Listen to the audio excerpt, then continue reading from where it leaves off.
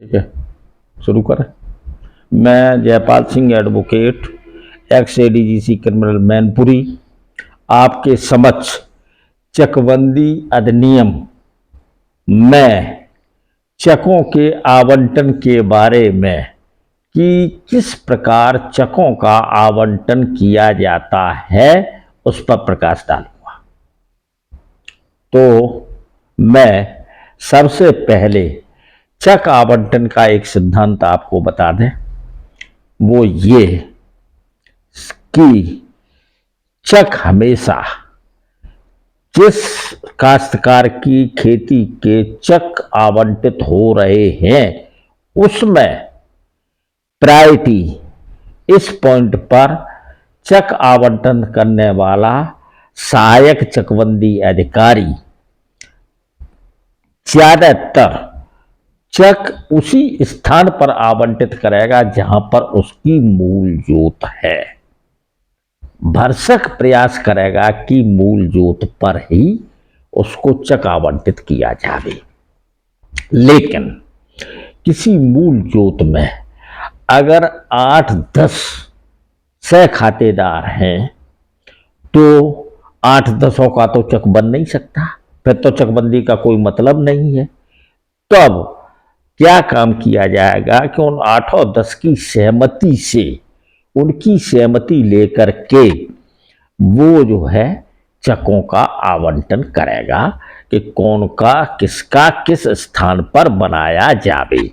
परंतु सहमति नहीं होने पर सहायक चकबंदी अधिकारी भरसक प्रयास ये करता है कि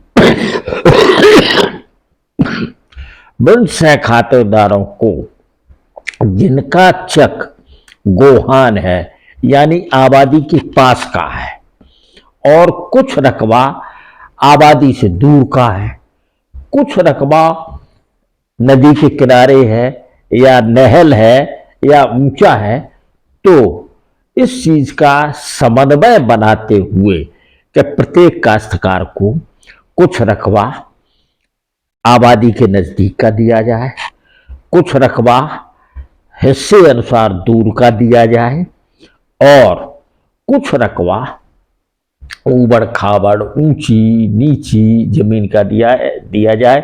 इस प्रकार एक आदमी के 3 से अधिक चक नहीं बनाएगा। और चकों में एक सबसे बड़ा एक जो सिद्धांत एप्लीकेबल है वो ये है कि अगर कोई मूल्यवान खेत किसी का है तो उस मूल्यवान में, जैसे मिसाल के तौर पर बाजारू कीमत उसकी ज़्यादा है या आबादी के किनारे है या उस पर आगे चल के भविष्य में मार्केट बन सकता है या हाट लग सकता है, तो ऐसे चक के आवंटन में प्रायः प्रत्येक हिस्सेदार को उसके हिस्से अनुसार उस खेत में सबका चक आवंटित करेगा।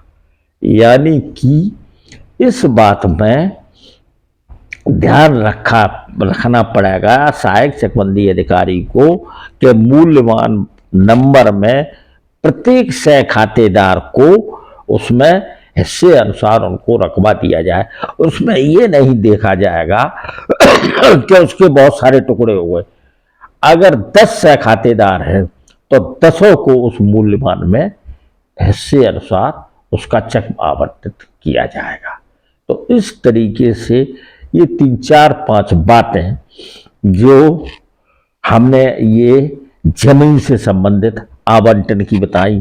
फिर एक चीज का आवंटन के वक्त और ध्यान रखा जाएगा कि जमीन की कीमत लगाई जाती है, तो कीमत का भी ध्यान रखा जाएगा कि इस तरीके से आवंटन किया जाए कि काश्तकार का रकबा मूल रकबा से 10 या 15 या 20% से ज़्यादा रकबा कम ज़्यादा न होने पाए। इस तरीके से ज़्यादा मूल्यवान जमीन एक आदमी को नहीं दी जाएगी, यानी ज़्यादा कीमत की, तो ये आपस में बैलेंस बनाया जाएगा कि ज़्यादा कीमत की, कम कीमत की, मध्य कीमत की, इन सभी तीनों तरीके की कीमतों के हिस्से अनुसार आवंटन किए जाएंगे। इस तरीके से हमने आपको ये चकबंदी की प्रक्रिया में जो चक आवंटन है उस पर थोड़ा सा प्रकाश डाला।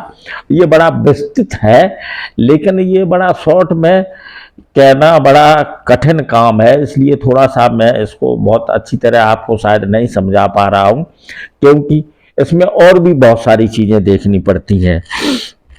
ये भी देखना पड़ता है कि चक बनाते वक्त एक आदमी के 3 से ज़्यादा चक न होने पाए, ये भी एक सिद्धांत है, नहीं तो चकबंदी का कोई मतलब ही नहीं रहा।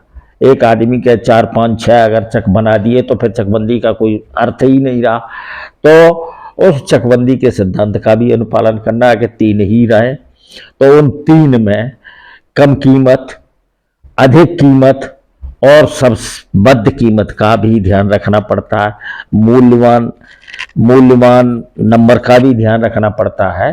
तो इस तरीके से ये आवंटन के मोटे मोटे से सिद्धांत है। इस सिद्धांत के अनुसार ही चकों का आवंटन होगा और चकबंदी प्रक्रिया जो है वो केवल लोगों की सुविधाओं को ध्यान में रखते हुए ये एप्लीकेबल की गई है, जो आज के राजस्व में बंदोबस्त के काम आती है और ये रेवेन्यू का सेटलमेंट कहलाता है। इस तरीके से मैंने आपको ये चक आवंटन पर प्रकाश डाला।